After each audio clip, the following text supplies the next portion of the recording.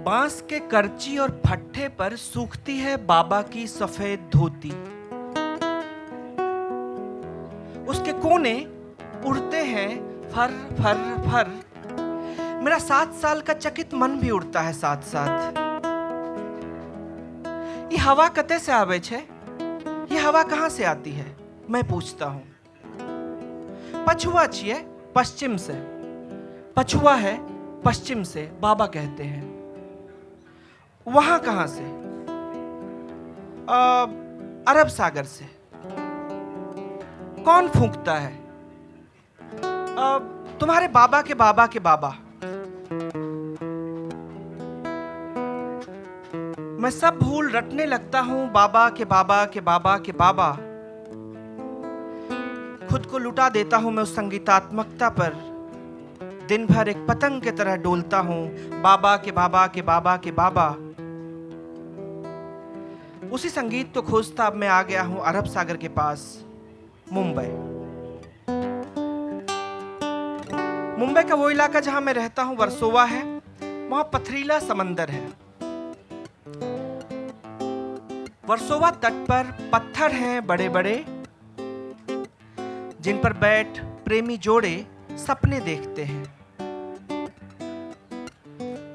पर छोटे छोटे बहुत से पत्थर बाहर सड़कों पर हैं, लोगों के हाथों में और सीनों में भी। और जब तक कि वक्त बदल न जाए, वो हिंदू लड़की बुर्का डाल मिलती रहेगी अपने उत्तर भारतीय हिंदू प्रेमी से। कई बार ये पत्थर बेहतर समझ पाते हैं उनके प्रेम को, नहीं? इस उत्तर आधुनिक तटीय शहर, अक्सर मैं इस पशुपेश में रहता हूं कि समंदर जहां घर है, समंदर के बाद एक सड़क है। इस सड़क के इस तरफ कॉफी हाउस है, तमाम रेस्टोरेंट्स हैं, खाने पीने की जगह है। और उस सड़क के उस तरफ एक समंदर है। पता नहीं कब से है वो। और इस सड़क पर चलते हुए मैं हमेशा, मेरे लिए एक बहुत दुविधा वाली चीज होती है कि ये समंदर, मुझे लगता है, हालांकि मेरा घर बिहार में है, पर मुझे लगता है ये कहीं ना कहीं बिहार के मेरे गांव से जुड़ता होगा ये समंदर।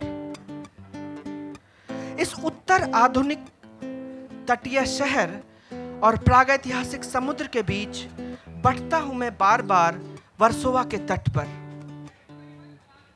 वहां बैठ लगता है एक छोटे से जहाज या नाव से बहुत पहले के खोए हुए मेरे चरवाहे पुरखे गाय भैंस बकरियों के साथ एक दिन वापस लौट आएंगे, अपने साथ पर्शिया और इजिप्ट से संकर नस्ल के कई पौधे और बीज लेकर, और गले लगाकर कहेंगे मुझसे, हाँ मैं भी फूंकता था, मैं तेरे बाबा का बाबा का बाबा। और उजागर करेंगे कई नए विचार, मनगढ़ंत बातें, परिकल्पनाएं कि जैसे लाजवंती को शर्माते देख उन्हें मजा नहीं आता, कि जिंदा मछलियों के शरीर में कांटे पहले से नहीं होती, वो कांटे उगाती है बस अपनी आत्मरक्षा के लिए, कि ये राजा चाहे विकास जो भी कर ले, आदमी सही नहीं है।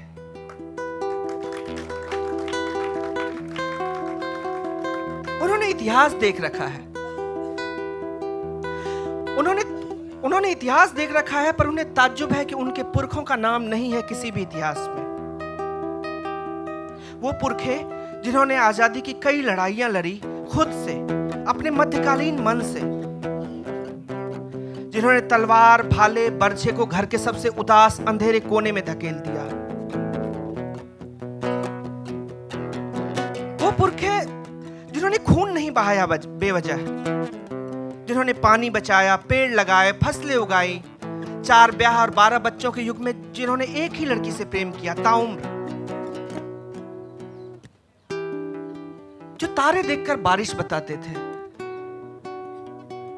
जो मिर्च, नई शराब के नुस्खे और हारमोनियम लाए थे किसी दूर देश से। वो पुरखे जो अपने बच्चों के सवालों से उकताते नहीं थे। उनका नाम कहीं नहीं है इतिहास में।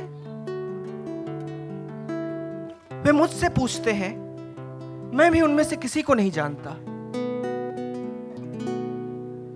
पर मैं यह जानता हूं कि बहुत से पुरख हैं, जब फूंकते हैं एक साथ तो अरब सागर से हवा आती है हजारों मील दूर किसी गांव में, ताकि सूखती धोती की पृष्ठभूमि पर एक बाबा और पोते के बीच बातचीत हो अपने भूले हुए पुरखों पर।